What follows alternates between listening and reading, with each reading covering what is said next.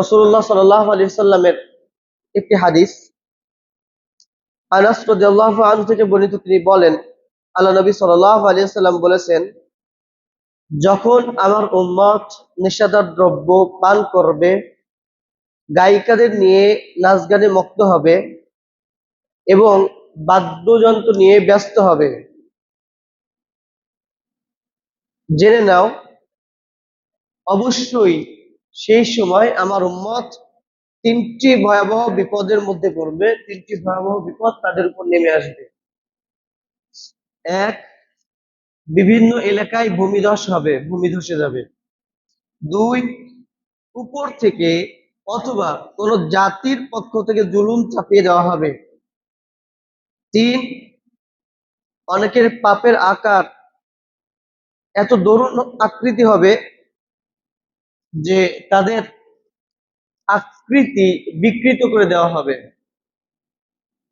আর এই গজবের মূল কারণ তিনটি: এক, নেশাদার দ্রব্য পান করা; দুই, নায়িকাদের দিয়ে নাচানাচি করানো; তিন, বাদ্যযন্ত্রের প্রতি আগ্রহী হওয়া।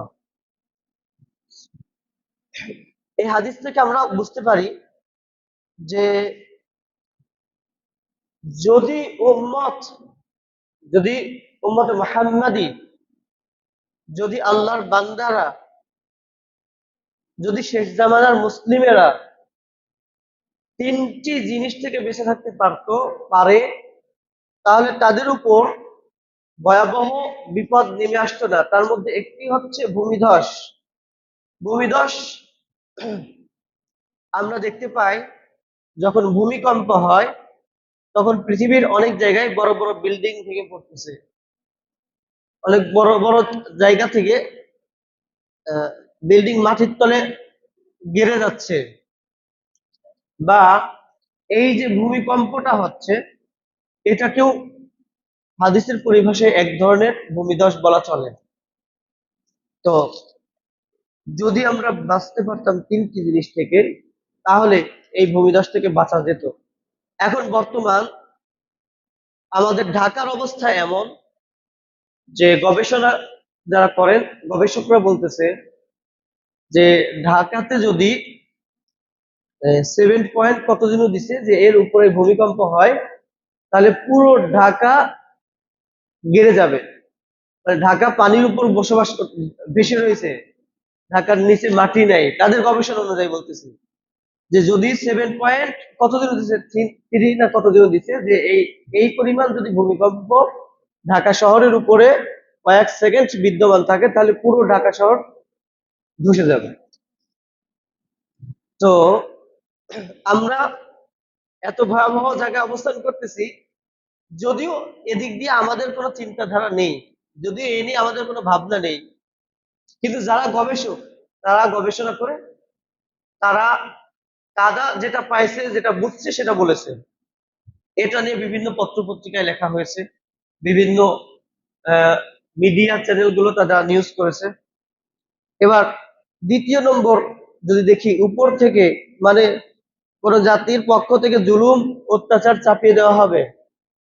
তো আমরা অত্যাচারের ভিতরে, জুলুমের ভিতরে ছিলাম না, এরকম কথা বলার মতন কি আছে? বরঞ্চ আমরা এখনো পর্যন্ত বলতে পারি, আমরা এখনো পর্যন্ত জুলুমের মধ্যেই রয়েছি। যারা বলে বিগত 16 বছর জুলুমের মধ্যে ছিলাম, অত্যাচারের মধ্যে ছিলাম, এখন আর নেই 16-17 বছর, আমি তাদের সাথে একমত নয়। কারণ বাংলাদেশের জন্মের পর থেকে নিয়ে আজও পর্যন্ত মুসলিমরা কোনো সময় অত্যাচারের বাহিরে ছিল না এবং আজও নেই। অর্থাৎ বর্তমানে যে উপদেষ্টা প্যানেল রয়েছে বা সরকার প্যানেল রয়েছে, এতে যদি আমরা বলি যে না, আমরা জুলুমের বহির্ভূত রয়েছি, আমাদের জুলুম করা হচ্ছে না, তো এটা বোকার স্বর্গে বাস করা ছাড়া অন্য কোনো কিছু নয়। যদি তাই না হবে, তাহলে ইসকনের বিরুদ্ধে জুমার খুতবায় বক্তব্য দেওয়ার কারণে খতিব সাহেব গুম হয়ে যায় 3 দিন 4 দিন পরে রেল স্টেশনের সাথে শিকল দিয়ে বাধা অবস্থায় পাওয়া যাবে কেন? যদি তাই না হবে, মুসলিম তরুণী কি মাদ্রাসার মেয়েকে ধর্ষণ করার পরে হিন্দু ছেলের বিচার চাওয়ার কারণে পুলিশের ভেরিফাইড ফেসবুক পেজ থেকে স্ট্যাটাস দেওয়া হবে যে এটা রিলেশনের মাধ্যমে হয়েছে, এটা ধর্ষণ না। যদি তাই না হবে তো মুসলিমদেরকে একটি ধর্ষণের বিচার চাওয়ার জন্য রাস্তায় কেন নামতে হবে? সবাই তাহাদুরিন, তার মানে বিগত দিনেও যেমন মুসলিমদের উপরে জুলুম নির্যাতন চলেছে, এখনো চলতেছে। এমনকি ইসলামের বিরুদ্ধে যদি কেউ কথা বলে, এই আমরা তো ঢাকা শহরে রয়েছি, এদিকে হয়তো বা এতটা ভয়াবহতা নেই, কিন্তু আপনি দেখেন পুরো বাংলাদেশ জুড়ে, বিশেষ করে যে অঞ্চলগুলো বর্ডার এরিয়ার, সেই অঞ্চলগুলো থেকে ইমামদেরকে গুম করে দেওয়া হচ্ছে। গুম করে কোথায় যাচ্ছে তারা? তাদেরকে তো বর্ডার এরিয়াতেই পাওয়া যায়। তার মানে গুম করে ইসকনের যে মূল তৈরির কারখানা, সেই কারখানার দিকে চলে যাচ্ছে। আমার মূল পয়েন্ট সেটা না, আমি ইসকনের বিরুদ্ধে কথা বলতেছি না, বা ইসকন নিয়ে আজকে আলোচনা করব না। তো যখন আমরা নেশাদার দ্রব্য, নায়িকাদের দিয়ে নাচ গান করানো এবং বাদ্যযন্ত্র ব্যবহার দ্বিধার্থে শুরু করে দিয়েছি, এটা আমাদের দেশে ছিল না কবে? বলবেন যে এটা 10 বছর আগে দেখিনি, 20 বছর আগে দেখিনি, মিথ্যা কথা। যারা মুরব্বীজনেরা রয়েছে তাদেরকে জিজ্ঞাসা করেন, বাংলার নাকি ঐতিহ্য যাত্রাপালা গান, গ্রামে গ্রামে অঞ্চলে যাত্রাপালা চলতো। তা যাত্রাপালার গানগুলো বা যাত্রাপালাগুলো কিভাবে হতো? ওইখানে নায়িকাদের ভাড়া করে আনা হতো এবং সারা রাত্রি ব্যাপী সেখানে গান বাজনা করা হতো। জমিদারেরা এরকম আয়োজন করত, মাতুব্বরেরা এরকম আয়োজন করত, এলাকার বিত্তশালী ব্যক্তিত্বরা এরকম আয়োজন করত। তার মানে আমরা বাংলাদেশ শুরু থেকেই যেই কাজগুলো করা হারাম, করা নিষেধ, যেগুলো করলে পাপ শাস্তি পাওয়ার কথা, সেগুলো আমরা পাচ্ছি। এবং 3 নম্বর যে শাস্তি হবে, যে অনেকের পাপের দরুন আকার আকৃতি বিকৃত করা হবে। তো আকার আকৃতি বিকৃত হওয়া, এই বিষয়টা হচ্ছে যে আমাদের চেহারা পরিবর্তিত হয়ে যাবে, অনেকের অনেক রকম হবে, যদিও সেটা বাংলাদেশে এখনো পর্যন্ত দেখা যায়নি। এবং সূরা মুজাম্মিলের মধ্যে আল্লাহ সুবহানাহু ওয়া তাআলা বলতেছে যে কিয়ামতের পূর্বে এমন একটি সময় আসবে, যেই সময়ে বাচ্চা জন্ম নেবে বৃদ্ধ হয়ে।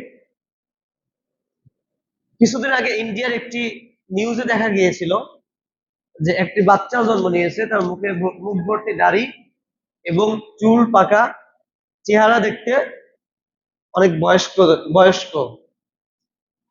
তো এই টাইমটা পুরো পৃথিবী যখন অবাক হচ্ছে, তখন আমরা অবাক হচ্ছি না, কারণ আমাদেরকে তো পূর্ব থেকেই জানিয়ে দেওয়া হয়েছে যে কিয়ামতের আগে কি হতে পারে।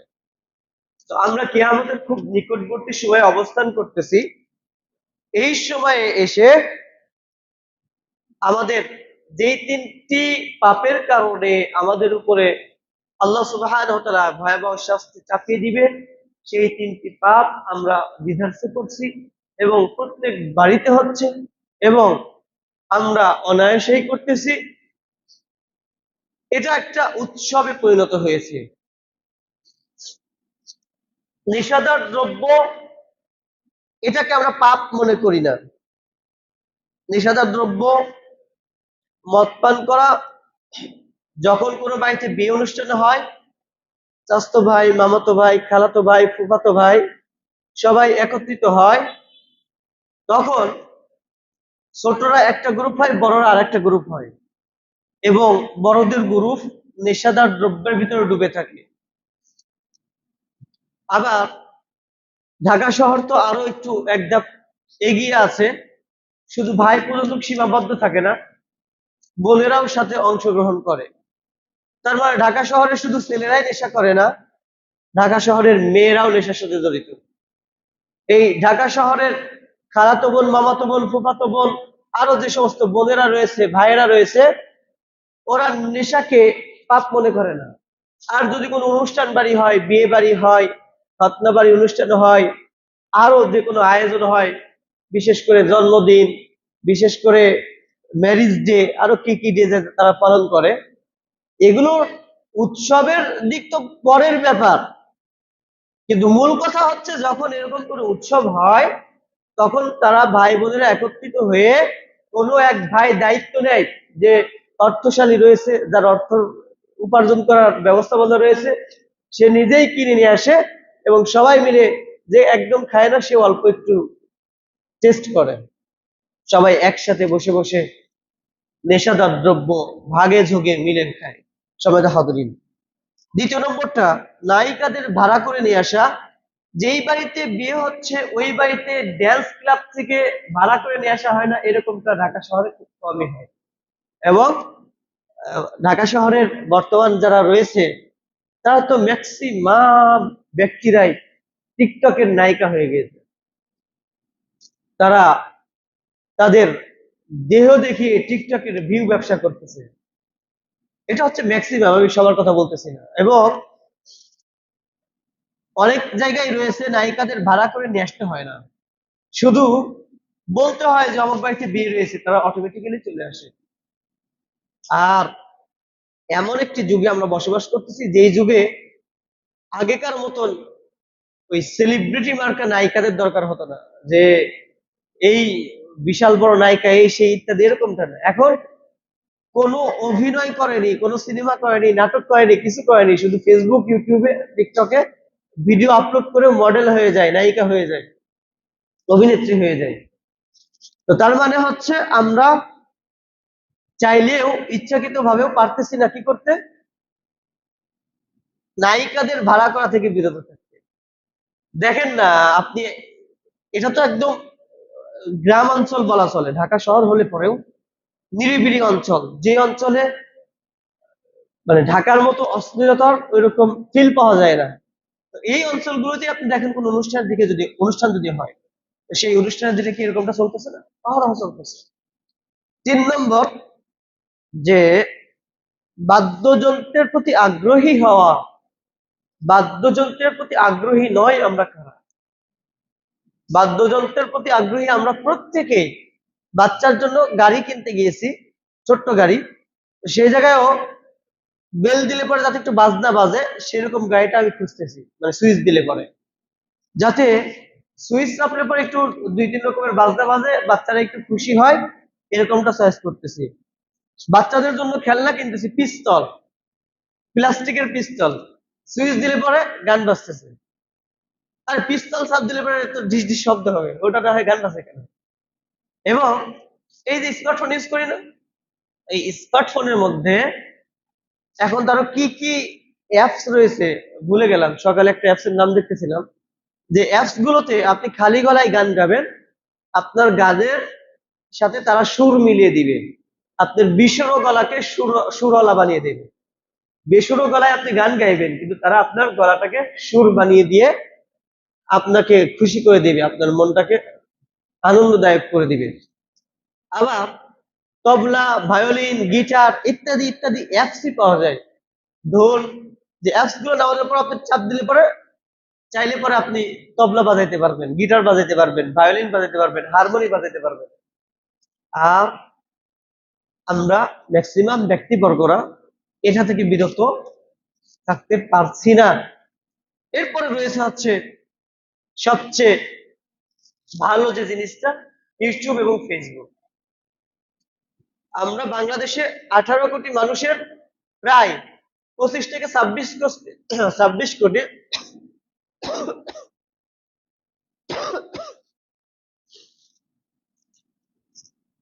আমাদের বাংলাদেশের 18 কোটি মানুষ আমরা, কিন্তু 25 থেকে 26 কোটি আমরা স্মার্টফোন ব্যবহার করি।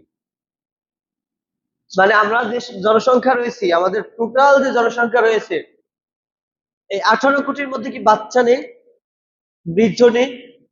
এই বাচ্চা বৃদ্ধ সহ 18 কোটি মোবাইল থাকলে একটা কথা হয়, কিন্তু না, শুধু স্মার্টফোন না, বাটন ফোনের কথা বলা হচ্ছে না, মোবাইল অ্যান্ড্রয়েড ফোন বা অ্যাপেল এগুলো।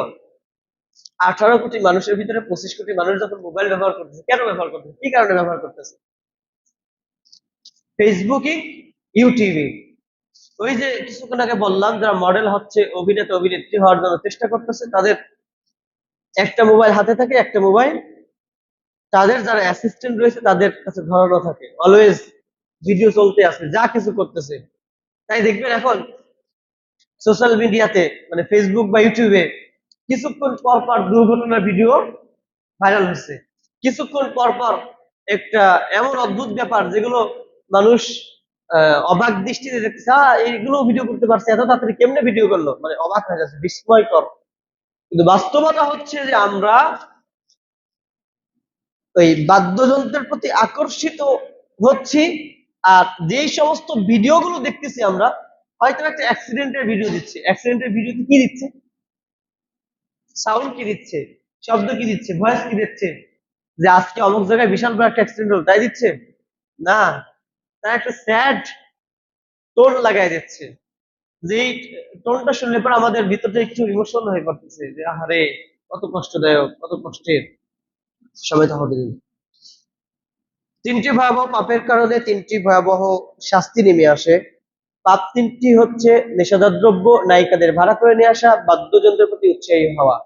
আমি পাপের কথা আবারও বলি। এক, নেশাদার দ্রব্য। দুই, নায়িকাদের ভাড়া করে নিয়ে এসে নাচ গান করানো। তিন, বাদ্যযন্ত্রে আকর্ষিত হয়ে যাওয়া। নায়িকাদের ভাড়া করে নিয়ে এসে রাখতেছে আমাদের আশপাশের যতগুলো রিসোর্ট রয়েছে প্রত্যেকটি রিসোর্টে, নায়িকাদের ভাড়া করে নিয়ে এসে রাখতেছে আমাদের আশপাশে যতগুলো দামি দামি 5 স্টার 3 স্টার হোটেল রয়েছে প্রত্যেকটি হোটেলে। আমরা এগুলোর ব্যাপারে তেমন ভ্রুক্ষেপ করি না, বরং আমরা মনে করি যে এগুলো হয়ে থাকে, এগুলো অর্থবিত্তশালীদের জন্যই, কোনো কিছু না। সমেত হদিন, যদি আমরা কোনোদিন কোনো কাজের ব্যাপারে বিরুদ্ধাচারণ না করি, আর সেই কাজটা যদি হারাম হয়, তাহলে আমরাও হারামের পাপের অন্তর্ভুক্ত হয়ে যাব। বুঝাইনি, বুঝাতে পারিনি বোধহয়, আবার বলে রিপিট করে শুনেন। যেই কাজটা হারাম, হারাম ভাবে করতেছে মানুষ, হারাম কাজ হচ্ছে আমি দেখতেছি, কিন্তু ওই কাজের ব্যাপারে বিরোধিতা করিনি, তাহলে আমি কি হয়ে যাব, ওই হারাম পাপ কাজ যারা করতেছে তারা তো করার কারণে খারাপ নেকি পাচ্ছে, মানে গুনাহ পাচ্ছে। আর আমি তার বিরুদ্ধাচরণ না করে, ওটাকে বাধা দেওয়ার চেষ্টা না করে, ওটাকে মন থেকে ঘৃণা না করে, আমিও ওর সমান পাপী হয়ে যাব। তার মানে হারাম কাজ যেখানে রয়েছে সেখানে আমাদের বিরুদ্ধাচরণ করতে হবে, যদি করতে না পারি তাহলে আমাদেরও পাপ হবে। এবার আসি আজকের মূল আলোচনার মূল পয়েন্ট, নিষেধার দ্রব্যের ভয়াবহতা। ইবনে আব্বাস রাদিয়াল্লাহু আনহু বলেন, রাসূলুল্লাহ সাল্লাল্লাহু আলাইহি সাল্লাম বলেছেন, অবশ্যই আমার উম্মতের কিছু সম্প্রদায় রাত্রি অতিবাহিত করবে বিভিন্ন ধরনের খাদ্য পানিতে ভোগ বিলাসী হয়ে এবং বিভিন্ন ধরনের বিনোদন ও আমোদ প্রমোদে, এমত অবস্থায় তাদের সকাল হবে শূকর ও বানরের আকৃতিতে রূপান্তরিত হয়ে। তার মানে আমাদের ওই যে আকৃতি পরিবর্তনের কথা বললাম, যে কিয়ামতের পূর্বে এমন একটা অবস্থা হবে যখন রাত্রিবেলায় মানুষেরা কোমল পানীয় বা খাদ্য পানীয়, এমন কিছু খাদ্য তারা খেতে থাকবে, রাত্রি পার করতে থাকবে ভোগ বিলাসী হয়ে এবং বিভিন্ন ধরনের বিনোদনের আয়োজন ব্যবস্থাপনা করে থাকবে আমোদ প্রমোদে। রাসূলুল্লাহ সাল্লাল্লাহু আলাইহি সাল্লাম বলতেছেন, তাদের সকাল হবে শূকর এবং বানরের আকৃতিতে পরিবর্তিত হয়ে। আর এখানে এই খাদ্য পানীয় বলতে যে বিভিন্ন ওলামায়ে কেরাম বিভিন্ন সময় বিভিন্ন ব্যাখ্যা দিয়েছেন, তার মধ্যে ডাক্তারেরা আমাদেরকে নিষেধ করে, পরামর্শ দেয় যেন আমরা কোনো ধরনের ড্রিঙ্কস পান না করি, মানে এই যে পেপসি, কোকা কোলা, মজো ইত্যাদি টাইপের যেগুলো আছে, 7 আপ। তো কোনো কোনো আলেম, সবাই না, কোনো কোনো আলেম মত দিয়েছে এই পানীয়টাও তার অন্তর্ভুক্ত হবে। কেন? কারণ এটা খাওয়াতে কোনো উপকারিতা নাই এবং এর খাওয়ার ব্যাড ইফেক্ট রয়েছে। ডাক্তারদের গবেষণায় দেখা যায় যে এটা বেশি খেলে পরে ক্ষতি হয়। তো তার মানে এটাও নেশাদার দ্রব্যের ভিতরে সামিল হয়ে যায়, অন্তর্ভুক্ত হয়ে যায়। যেমন সিগারেট একটা দুইটা যারা খেয়ে অভ্যস্ত হয়ে গেছে তাদের খাইলে কিছু হয় না, কিন্তু বেশি যদি একসাথে খাওয়া হয়, যদি 50টা 100টা সিগারেটের যে ভিতরের তামাকটা রয়েছে একত্রিত করে যদি কাউকে খাইয়ে দেওয়া হয়, তাহলে ওই ব্যক্তি যেমন অস্বাভাবিক হয়ে যাবে, ঠিক একইভাবে কাউকে যদি আপনি 10 লিটার 20 লিটার 7 আপ, কোক, মজো ইত্যাদি খাওয়াই দেন, তাহলে তারও স্বাভাবিক থাকা যাবে না, অস্বাভাবিক হয়ে যাবে। তো এই কারণে কিছু কিছু ওলামাগণ তারা বলতেছেন যে এই ড্রিঙ্কিং পানি যেগুলো আমরা পান করি এটাও খাওয়া ঠিক না বা হারাম। হারাম সরাসরি ফতোয়া দিয়েছেন তারা। আর অনেক ওলামারা বলতেছেন যে না, এটাকে সরাসরি হারাম বলা যাচ্ছে না, কারণ এর ভিতরে হারাম কোনো উপাদান দেওয়া রয়েছে সরাসরি আমরা এটা বুঝতে পারতেছি না বা উল্লেখ করা নেই। আবার কিছু কিছু ব্যক্তিদের অভিমত হচ্ছে যে কালো পানি যেগুলো সেগুলো হারাম। তো সব মিলিয়ে হারামে যদি নাও যায়, তবে এই পানিগুলো পান করা স্বাস্থ্যের জন্য খুব বেশি উপকারী নয়, ক্ষতিকর। ডাক্তারদের গবেষণায়, মানে আলেমদের গবেষণা বাদ দিলাম, এবার ডাক্তারদের গবেষণায় ডাক্তাররা বলতেছে এই ড্রিঙ্কিং পানিগুলো পান করা অত্যন্ত ক্ষতিকর, তাই এই পানিগুলো যত কম পান করা যাবে ততই কল্যাণ। সমেত হদিন। এরপরে ইদানিং কালে দেখা যায় যে নতুন নতুন কিছু কোটাতে কিছু ড্রিঙ্কিং বের হয়েছে যেগুলোর গন্ধ সহ্য করা কঠিন হয়ে যায়। ছোট ছোট বাচ্চারাও কিনতেছে 200-300 টাকা দিয়ে, ওটার নাম যেটুকু আমি ভুলে গিয়েছি। ওই মক্তবে যখন বাচ্চারা আসে তখন ওটা বলে আর কি। একদিন আমাকে একজন নিয়ে এসে দিয়েছে, আমি ওটার গন্ধ শুনে বলছি যে এটা তোমরা খাও কি করে? তা বলছে না, এটা ভালো লাগে তো। অথচ ওর গন্ধটা কিন্তু বিশ্রী টাইপের গন্ধ। এটা পাওয়া যায় কোথাও তাও বলতে পারবো না, আবার কখনো শুনলে পরে হয়তো বলতে পারবো ইনশাল্লাহ। তো ওটাও নেশাদার দ্রব্যের ভিতরেই সামিল, কারণ ওর গন্ধগুলো স্বাভাবিক খাবারের মতো না, পানির মতো না, এই কোকা কোলা 7 আপ এরকম না, খুব বিশ্রী টাইপের একটা গন্ধ।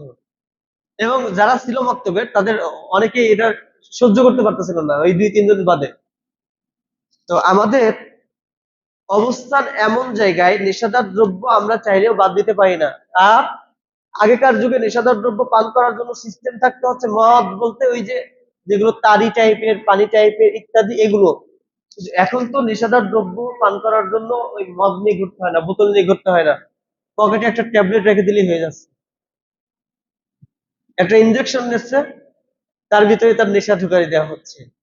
মানে কত ভয়ানক জায়গায় আমরা অবস্থান করতেছি। আল্লাহ নেশাদার দ্রব্যের ভয়াবহতা থেকে আমাদের সমাজকে আপনি উদ্ধার করুন, আমিন। সমেত হাদিব মুআয ইবনে জাবাল রাদিয়াল্লাহু আনহু থেকে বলেছেন, তিনি বলেন রাসূলুল্লাহ সাল্লাল্লাহু আলাইহি সাল্লাম আমাকে 10টি বিষয়ে উপদেশ দিয়েছেন। তিনি বলেছেন, তোমরা আল্লাহর সাথে কাউকে শরীক করবে না, যদিও তোমাকে নিহত করা হয় বা জ্বালিয়ে দেওয়া হয়। আমরা বলি জান বাঁচানোর সময় মিথ্যা বলা ফরজ, বা মিথ্যা বলে জান বাঁচানো কি ফরজ না?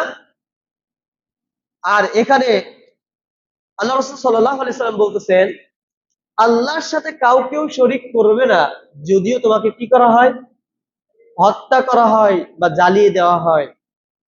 তার মানে আমাদের সামনে যদি এখন কেউ এসে বলে যে শোনো, তুমি বলো যে আমি ইসলাম ত্যাগ করলাম, তাহলে তোমাকে বাঁচিয়ে দেওয়া হবে, ছাড় দেওয়া হবে, ইত্যাদি ইত্যাদি টাইপের। তো এত কঠিন অবস্থাতে থাকলে, অথবা দেখা যাচ্ছে আগুনের ভিতরে আমাকে নিক্ষেপ করতে, সেই টাইমে বলতেছে যে তুমি বলো আমি ওই অমকের মাজারের নামে সদকা করার জন্য নিয়ত করলাম, বা অমক মাজারের কারণে অমক পীরের কারণে বেঁচে থাকলাম। তো আমরা তখন কি করব? আমরা তখন তার কথাটাকে মেনে নিব। কেন? আমাদের অন্তরের বিশ্বাস মিথ্যা বলে যান বাঁচানো ফরজ, যান বাঁচালে কোনো গুনাহ হয় না। কিন্তু প্রকৃতপক্ষে এই কথাটা যারা বলেছে তারা একটা প্রতারক চক্র ছাড়া অন্য কোনো কিছু নয়। মিথ্যা বলে কোনোদিন যান বাঁচানো ফরজ নয়, কোনোদিন মিথ্যা বলা জায়েজ নেই, কোনো ক্ষেত্রেই নেই। তবে উদ্ধৃতি দেয় হচ্ছে ইব্রাহিম আলাইহিস সালামের জন্য, যে ইব্রাহিম আলাইহিস সালাম তিনি 3টা জায়গায় মিথ্যা কথা বলেছেন, তাই মিথ্যা কথা বলা দোষের কিছু নেই।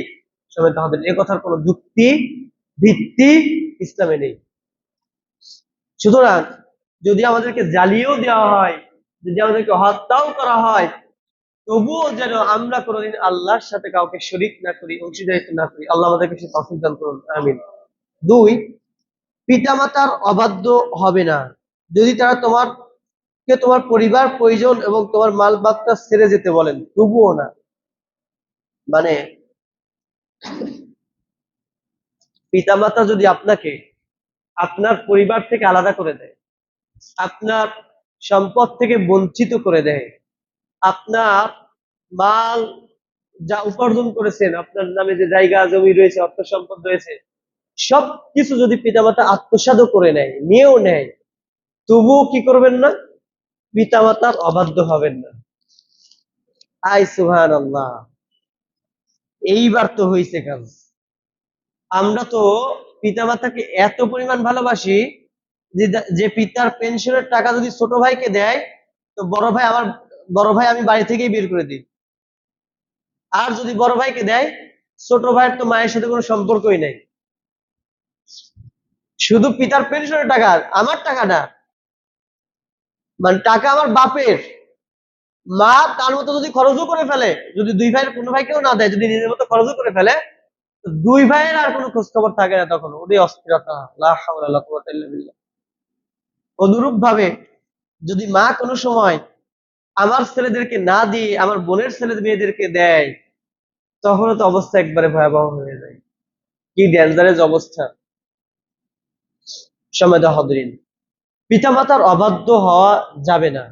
তবে এক্ষেত্রে আবার আমাদের সমাজে আরেকটি ভুল ধারণা রয়েছে যে বিয়ের পরে সন্তান ততদিন পর্যন্ত ভালো থাকে যতদিন মা বাবার সাথে একই সংসারে থাকে। মানে আমাদের তো বলে যে ঘর আলাদা হয়ে যাওয়া বা ভিন্ন হয়ে যাওয়া, ভিন্ন পাতিল করে দেওয়া ইত্যাদি, এই শব্দগুলো তো আমরা বলে থাকি। ইসলামের হুকুমত কি?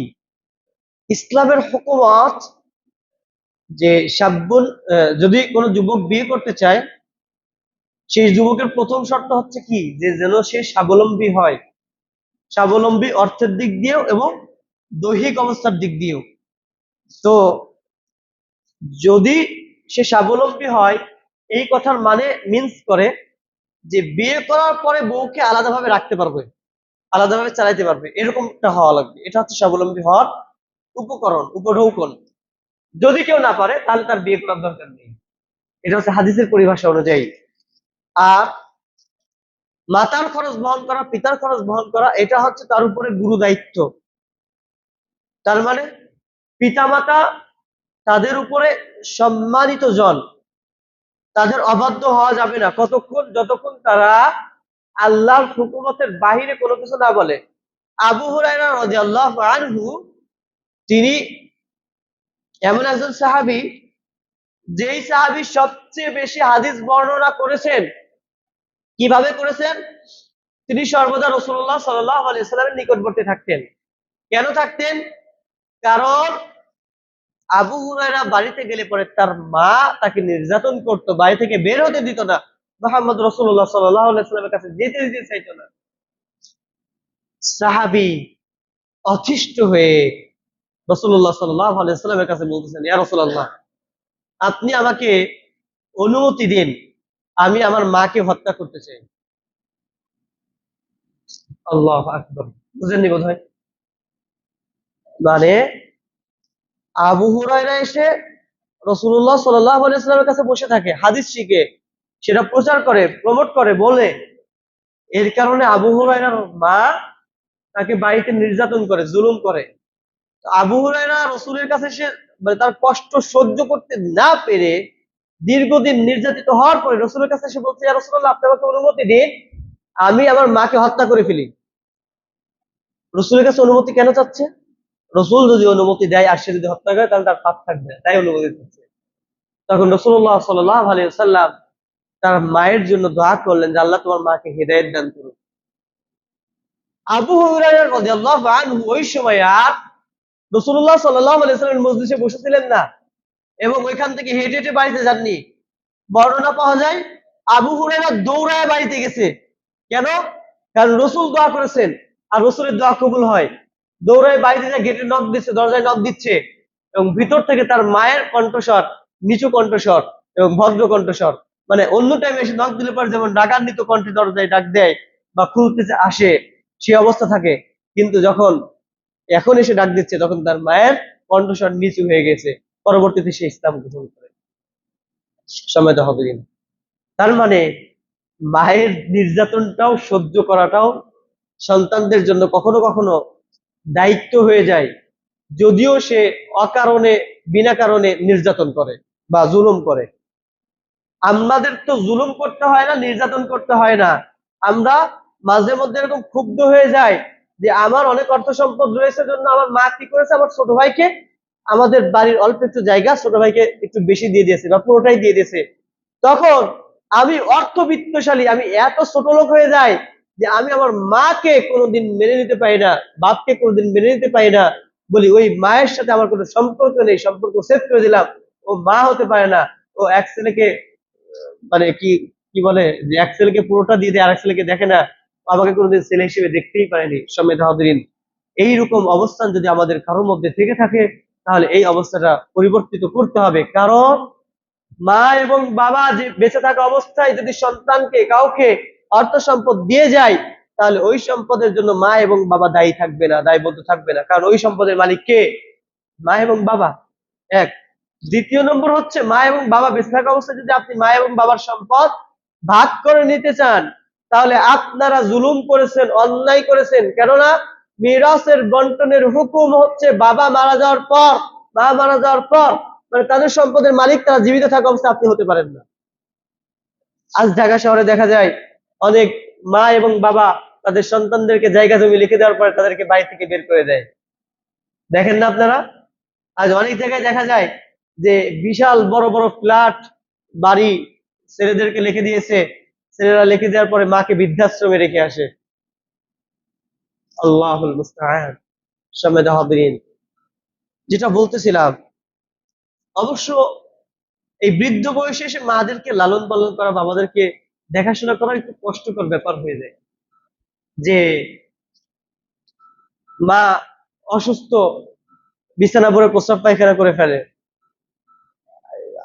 এত ভালো ভালো খাবার রান্না করে দেওয়া হয়, বলে না স্বাদ লাগতেছে না, ভালো লাগতেছে না, ইত্যাদি দোষ ধরতে থাকে। আমার বউকে যদি বলি আমার মায়ের সেবা করো, আমার বউ করতে চায় না, ইতস্ত বোধ করে, আমার বউ রাজি হতে চায় না। তার জন্য মাকে আমরা দূরে রাখার চেষ্টা করি, দূরে সরিয়ে দেই, বাবাকে দূরে সরিয়ে দেই। ইসলামী হুকুমতে আপনার স্ত্রী আপনার পিতামাতার সেবা করতে বাধ্য নন। বুঝিয়েন? মানে আমার স্ত্রী আমার মা বাবার সেবা করতে কি নন? বাধ্য নন। স্ত্রীকে বিয়ে করে নিয়ে এসেছি আমি, স্ত্রী আমার সেবা করবে, স্ত্রী আমার হুকুম মানবে, আমার মায়েরও নয়, আমার বাপেরও নয়।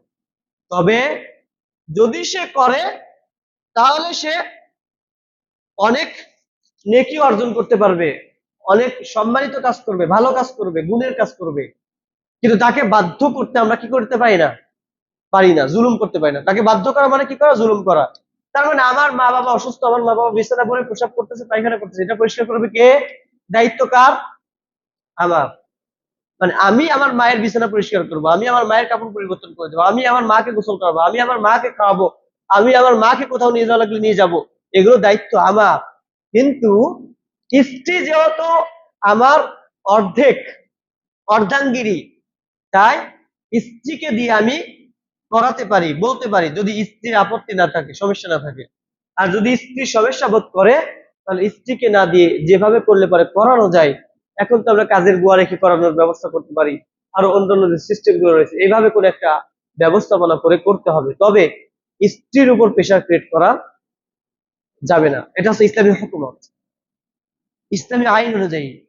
আমি অনেক পরিবার দেখেছি যে পরিবারগুলোতে এই শ্বশুর শাশুড়ির কথা শোনার জন্য বউকে তিরস্কার করা হয়। এমনকি আলেমদের পরিবারেও এরকম রয়েছে যে তুই আমার বাপের হুকুম কথাবার্তা শুনবি না, অথচ ওই বাপ নেশাখোর, অথচ ওই বাপ 5 ওয়াক্ত সালাত আদায় করে না, ওই মা জীবনে কোনোদিন কোরআন তেলাওয়াত করতে, মানে কোরআন তেলাওয়াত করতেই পারে না। এরকম আছে।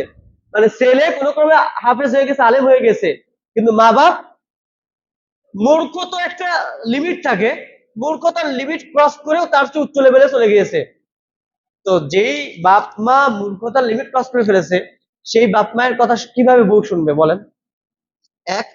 দ্বিতীয়ত হচ্ছে, কোন বিষয়গুলো শুনে না? যে ছেলেরা ঢাকায় থাকে আর বাপ মা থাকে গ্রামে, বউ প্রতিদিন ফোন দিয়ে 20-25 মিনিট, আধা ঘন্টা কথা বলে না, এই জন্য তারা তার উপর সন্তুষ্ট না, বউয়ের উপর সন্তুষ্ট না। এবং বউয়ের অভিযোগ হচ্ছে যে বউ যদি শ্বশুর শাশুড়িকে কল দেয়, তো শ্বশুর শাশুড়ি অকথ্য ভাষায় গালিগালাজ করে, তুই আমার ছেলের জীবনটা শেষ করে দিলি, আমার কাছে তুই আমার ছেলে ঘুরে দিয়ে গেছিস, আমার ছেলে আমার খোঁজ খবর নেয় না। মানে ছেলে ফোন দিয়ে বাবা মার সাথে কথা বলে না, এই দোষটাও কার? বউয়ের। অথচ সেই ছেলেও সেরকম ভাবে বাড়িতে থাকে না, নিজের মতো সারাদিন ছোটাছুটি করে ঘুরে বেড়ায়, কোথায় থাকে কোনো অস্তিত্ব থাকে না। এরকম ফ্যামিলির মানে আমার একটা হোয়াটসঅ্যাপ গ্রুপ আছে যেখানে আমি প্রশ্ন উত্তর প্রদান করে থাকি। সেই গ্রুপে নানাবিধ প্রশ্ন আসে, তার মধ্যে এটা একটা। তো মূল কথা যেটা, যে পিতামাতার সেবা করতে আমরা বাধ্য, করতে হবে, এবং পিতামাতার সাথে সদাচরণ করতে হবে। আমি এই বয়সে এসে আমার মাকে দেখে এখনো ভয় পাই। আমাকে এখন শাসন করার মতো পৃথিবীতে সেরকম ব্যক্তি খুব বেশি নেই, অল্প কয়েকজন আছে। আমার যত ওস্তাদরা ছিলেন, সেই ওস্তাদরা এখন আমার থেকে ফতুয়া নেই, মাঝে মধ্যে ফোন দিয়ে জিজ্ঞাসা করে। তার মানে আমি যখন মাদ্রাসাতে পড়াশোনা করি, ওই সময়ে ওস্তাদরা যে বিষয় পড়াইতো, ওই বিষয়ে আমি একটু এক লাইন বেশি বুঝতাম। যার কারণে জিজ্ঞাসা করলে পরে, প্রশ্ন করলে ওস্তাদ আমার পর ক্ষুব্ধ হয়ে বলতো যে শোনো, বেশি প্রশ্ন করার কারণে আল্লাহ সুবহানাহু ওয়া তাআলা কিন্তু একটা জাতিকে ধ্বংস করে দিয়েছে, অর্থাৎ বেশি প্রশ্ন করো না। কেন বলতো? কারণ যাতে মানে ওই প্রশ্নের উত্তর তার জানা নাই, সে সরাসরি জানি না শব্দের ব্যবহার না করে সে আমাদেরকে যাতে মানে উদ্ভট প্রশ্ন না করি, অযাচিত প্রশ্ন না করি, সে যে বিষয়ে জানে না ওই বিষয়ে প্রশ্ন না করে, তাই বলতো। কিন্তু এখন বর্তমানে আমাকে ফোন দেয়, আমার অনেক স্যারেরা মানে অনেক শিক্ষকেরা আমাকে ফোন দিয়ে দিয়ে জিজ্ঞাসা করে যে এটার ব্যাপারে হুকুম কি, হানাফি মাযহাবের হুকুম কি, আর সালাফিদের হুকুম কি, জিজ্ঞাসা করে মাসালা নেই। তো যেটা মূল পয়েন্টে ছিলাম, যে আলেমদের অবস্থানটা আমাদের বাংলাদেশের এরকম অবস্থা যে তারাও তাদের পিতামাতার প্রতি অতটা গুরুত্ব দেয় না, বহন করে না। অথচ পিতামাতা যদি কোনো সময় আপনাকে জ্ঞান অর্জনে বাধা প্রদান করে, তবুও তার উপর ক্ষুব্ধ হওয়া যাবে না। পিতামাতা যদি আপনাকে কোনো সময় নফল কাজ করতে বারণ করে, কি কাজ বুঝেননি? পিতা মাতা যদি আপনাকে নফল ইবাদত করতে, আমল করতে বারণ করে, আপনি নফল আমল করা বাদ দিবেন, এটা হচ্ছে পিতামাতার হুকুম শুনবেন, এটা হচ্ছে শরীয়তের হুকুম। মানে যদি আল্লাহর সাথে অংশীদারিত্ব করতে না বলে, নফল ইবাদত বলতে বুঝাচ্ছি যে আপনি চাচ্ছেন আপনার বাড়িতে 20 জন মানুষকে দাওয়াত করে খাওয়াবেন, মাদ্রাসার হুজুরদেরকে, এতিমদেরকে দাওয়াত করে খাওয়াবেন। তো আপনার মা বলতেছে যে থাক, দরকার নেই, তখন আপনি কি করবেন? আপনার মন চাচ্ছে কিন্তু আপনার মা বারণ করতেছে, তো খাওয়ানোটা আপনার জন্য কি নয়, ওয়াজিব নয়, ফরজ নয়। তখন আপনি মায়ের কথা শুনবেন। আপনার মা আপনাকে কোথাও যেতে বারণ করতেছে, তখন আপনি মায়ের কথা শুনবেন। কিন্তু আপনার মা যদি আপনাকে বলে অমুক মাজারে যাও, অমুক জায়গায় যাও, অমুক পীরের মুরিদ হও, তখন আপনি কি করবেন? মায়ের কথা শুনবেন? তখন মা বাবার কথা শোনা আপনার জন্য বৈধ নয়। তার মানে পিতা মাতার অবাধ্য হওয়া যাবে না, এটা অত্যন্ত গুরুত্বপূর্ণ। পিতা মাতার সেবা যত্ন করতে হবে, এটা অত্যন্ত গুরুত্বপূর্ণ। পিতা মাতা বৃদ্ধ হয়ে গেলে পরে তাদের দেখভাল করতে হবে, এটাও গুরুত্বপূর্ণ।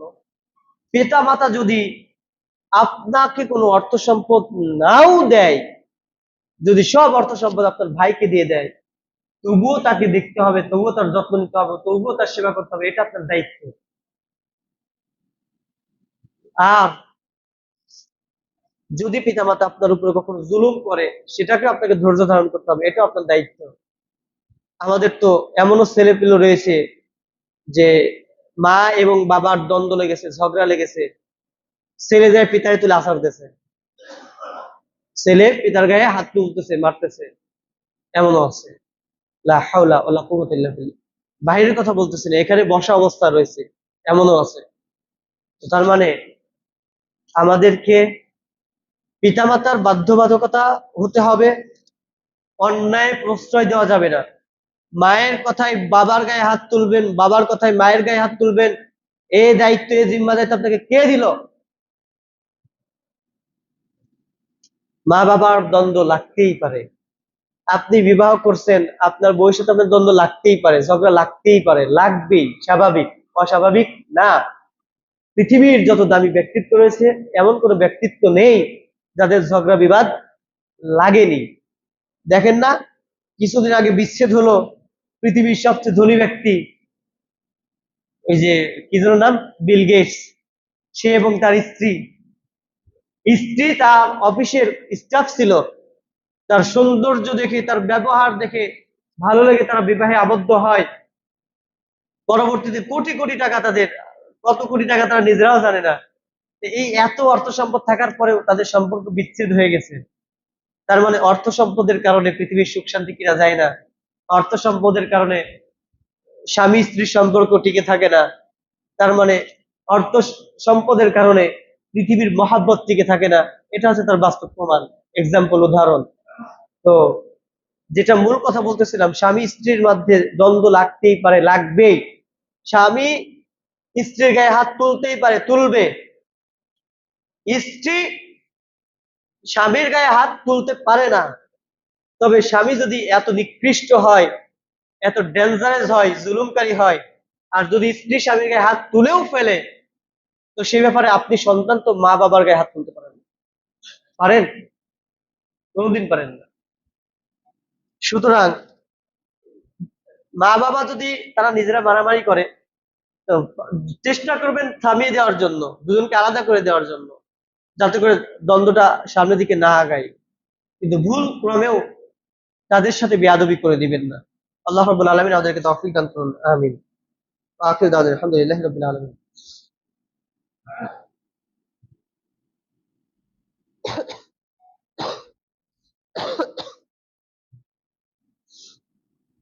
আলহামদুলিল্লাহি কাফা ওয়া সালামুন আলা ইবাদিহিল্লাযিনা ইসতাফা, আম্মা বা'দ। বলতেছিলাম আল্লাহ সুবহানাহু ওয়া তাআলা, রাসূলুল্লাহ সাল্লাল্লাহু আলাইহি ওয়াসাল্লাম আমাদেরকে 10টি কাজ করার জন্য উপদেশ দিয়েছেন। 1, আল্লাহর সাথে কাউকে শরীক না করা। 2, পিতামাতার অবাধ্য না হওয়া। 3, ইচ্ছা করে কখনো ফরজ সালাত ত্যাগ না করা, ইচ্ছাকৃতভাবে ঘুমিয়ে থেকে, অলসতায়, মাথা ব্যথার অজুহাত দেখিয়ে বা নানাবিধ সমস্যার কথা দেখিয়ে বা ইচ্ছাকৃতভাবে কোনো দায়বদ্ধতা ছাড়াও সালাত, ফরজ সালাত ত্যাগ না করা। 4, কখনো শরাব পান করা, মানে কোনো সময় যেন শরাব পান না করি, মানে মদ বা নেশাদার দ্রব্য যেগুলো রয়েছে এগুলো পান না করি। কারণ শরাব পান আল্লাহর ক্রোধ পর্যন্ত পৌঁছে দেয়। আল্লাহ কোনো কাজে রাগান্বিত হন না। যত পাপ রয়েছে পৃথিবীতে, কোনো পাপে আল্লাহ রাগান্বিত হন না, কিন্তু শরাব পান, মদ্যপান, নেশাদার দ্রব্য পান আল্লাহকে রাগান্বিত করে দেন। 6, জিহাদ হতে পলায়ন করবে না, মানে যে জায়গায় জিহাদের আহ্বান করা হয়েছে আমিরের নেতৃত্বে, ওই জায়গায় জিহাদ থেকে পলায়ন করা যাবে না। 7, লোকেদের মাঝে যখন মহামারী দেখা দেয়, তখন ওই মহামারী অঞ্চল থেকে পালিয়ে যাবে না, পলাবে না। মানে যখন মহামারী দেখা যাচ্ছে একটা গ্রাম অঞ্চলে, গ্রামে, তখন ওই গ্রামে যাতে আমারও মহামারী না ধরে, এই জন্য অন্য জায়গায় চলে না যাওয়া। এবং 8 নম্বর, তোমার সামর্থ্য অনুযায়ী তোমার পরিবারের জন্য ব্যয় করবে, কার্পণ্য করবে না, কার্পণ্য করে তাদের খাবার কষ্ট দিবে না। আল্লাহ আকবার। আমি বলতে বাধ্য হচ্ছি যে আমাদের এমনও পরিবার রয়েছে যে একটা আইসক্রিম কিনে স্ত্রীকে খাওয়াবে, এই কথা বললে পরে স্বামী তার স্ত্রীকে খোঁটা দেয়, অথচ স্ত্রীকে খাওয়ানো স্বামীর উপরে ফরজ। আবার খাবার কি খাচ্ছে, বেশি খাচ্ছে, অলক্ষীর মতো খাচ্ছে, ইত্যাদি ইত্যাদি প্রবাদ বাক্য উল্লেখ করে দেয়। অথচ আপনার উপর দায়িত্ব হচ্ছে, রাসূলুল্লাহ সাল্লাল্লাহু আলাইহি ওয়াসাল্লামের উপদেশ হচ্ছে পরিবারের প্রতি ব্যয় করা সামর্থ্য অনুযায়ী। আপনার ঘরে কোনো টাকা পয়সা নয়, গুচ্ছিত কোনো সম্পদ নেই, আপনি 500 টাকা ইনকাম করেছেন, আর ওই 500 টাকা ইনকাম করার পরে 3 বেলা বা 4 বেলা খাবার ক্রয় করার পরে আপনার কাছে 100 টাকা রয়েছে। এখন আপনার স্ত্রী শখ করে কোনো জিনিস আপনার কাছে খেতে যাচ্ছে, তখন আপনার দায়িত্ব কি জানেন? আপনার দায়িত্ব এই 100 টাকা দিয়ে স্ত্রীকে খাওয়ানো। দান করা আপনার উপরে ওই টাইমে দায়িত্ব না। আল্লাহর ঘরে দেওয়ার চেয়ে স্ত্রীর জন্য কোনো কিছু কিনে নিয়ে যাওয়া, সেটা কি নেকির কাজ। মসজিদে 100 টাকা দান করার চেয়ে 100 টাকা দিয়ে স্ত্রীর জন্য আইসক্রিম কিনে নিয়ে যাওয়া নেকির কাজ। হয়তো মানে আপনাদের জন্য একটু মাথার উপর দিয়ে যাচ্ছে যে এইটা কেমন ধরনের কথা। মসজিদ আল্লাহর ঘর, আর স্ত্রী আপনার ঘর, বুঝেননি? মসজিদ কার ঘর আর স্ত্রী কার ঘর? আপনার ঘরের সমস্যা আপনাকে মোকাবেলা করা আগে ফরজ, আল্লাহর ঘরটা পরে। আল্লাহর ঘরের দায়িত্ব আল্লাহ, আল্লাহ কাউকে না কাউকে দিয়ে করিয়ে নিবেন, কিন্তু আপনার ঘরের দায়িত্ব তো অন্য কারণ না। আপনার ঘরের দায়িত্ব তো আল্লাহ অন্য কাউকে দিয়ে করাই নিবে না, আপনার ঘরের দায়িত্ব আপনাকে দেখতে হবে। তাই স্ত্রীদের প্রতি আমরা যেন, আমাদের স্ত্রীরা আমাদের প্রতি অসন্তুষ্ট না হয়, এদিকে খেয়াল রাখার চেষ্টা করবো। আল্লাহ তৌফিক দান করুন। 9 নম্বর, পরিবারের লোকদেরকে আদব কায়দা শিক্ষাদানের ব্যাপারে শাসন হতে কখনো বিরত থাকবে না। আমরা তো স্ত্রীদেরকে শাসন করতে পারি না, আমরা তো সন্তানদেরকে শাসন করতে পারি না। স্ত্রীদেরকে শাসন করলে পারে স্ত্রীরা তো আমাদেরকে 999 কল দেওয়ার ভয় দেখায়,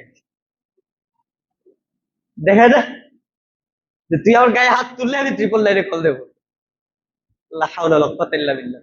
অথচ রাসূলুল্লাহ সাল্লাল্লাহু আলাইহি ওয়াসাল্লামের ইসলামের মূল আদর্শ, ইসলামিক মূল আদর্শ হচ্ছে রাসূলুল্লাহ সাল্লাল্লাহু আলাইহি ওয়াসাল্লাম বলতেছে তোমরা ঘরে একটা লাঠি ঝুলিয়ে রাখো। ঘরের দরজার সামনে কি ঝুলিয়ে রাখো? লাঠি ঝুলিয়ে রাখো। মারার জন্য না, লাঠি ঝুলিয়ে রাখবে কেন? যাতে লাঠিটা দেখে স্ত্রী বুঝতে পারে যে আমার স্বামী আমাকে শাসন করতে পারে। সৌদি আরবে আজও যান, আপনি বড় বড় আলেমদের ঘরে যান, দেখবেন তাদের ঘরে লাঠি ঝুলানো রয়েছে। প্রত্যেক নবী রাসূলের কমন সুন্নাত কি ছিল? লাঠি ছিল। আমরা যে লাঠি ভর করে খুতবা দিই না, এরকম টাইপের লাঠি ছিল প্রত্যেক নবী রাসূলের কমন সুন্নাত। কেন? লাঠি দিয়ে তারা শুধুমাত্র ওই গাছের পাতা পারতো, আমরা যে মুসা আলাইহিস সালামের কাহিনী শুনছি তা না, লাঠি দিয়ে তারা পরিবার পরিজনকে শাসনও করতো। তো স্ত্রীদেরকে পরিবার পরিজনকে শাসন করতে হবে। আমরা তো শাসনের পরোয়া করি না। আমরা বলি ছেলের বয়স 18 বছর হয়ে গেছে, ছেলেকে কি করতে পারবো না? শাসন করতে পারবো না। ছেলে প্রাপ্তবয়স্ক হয়ে গেছে, শাসন করতে পারবো না। অথচ রাসূলুল্লাহ সাল্লাল্লাহু আলাইহি ওয়াসাল্লাম এবং সাহাবীদের দিকে যদি তাকান, বৃদ্ধ সাহাবীকে তার বাপ এসে পিটাচ্ছে। সে সাহাবীকে বোঝে না, সে সাহাবী অনেক বুঝদার, তাকে তার পিতা এসে পিটাচ্ছে, এরকম আছে অনেক। 10 নম্বর, আল্লাহ সম্পর্কে তাদের ভয় প্রদর্শন করতে হবে। মানে পরিবারের লোকজনদেরকে আপনি কি করবেন? আল্লাহ সম্পর্কে ভয় দিবেন, তাদেরকে আদব কায়দা শেখাবেন এবং তাদের জন্য সামর্থ্য অনুযায়ী ব্যয় করবেন, তাদের ইচ্ছা পূরণ করবেন। এই 3টা দায়িত্ব আপনার পরিবারকে নিয়ে রাসূলুল্লাহ সাল্লাল্লাহু আলাইহি সাল্লাম তিনি আমাদেরকে কি করেছেন? উপদেশ দিয়েছেন। আমরা চেষ্টা করব আল্লাহ সুবহানাহু ওয়া তাআলা যেন আমাদের পরিবারের প্রতি আমরা যেন বিনয়ী হই। আল্লাহ আমাদেরকে সেই তৌফিক দান করুন, আমিন। আমরা যদি আমাদের পরিবারের লোকজনদেরকে সন্তুষ্ট করতে পারি, আল্লাহ সেই তৌফিক দান করুন।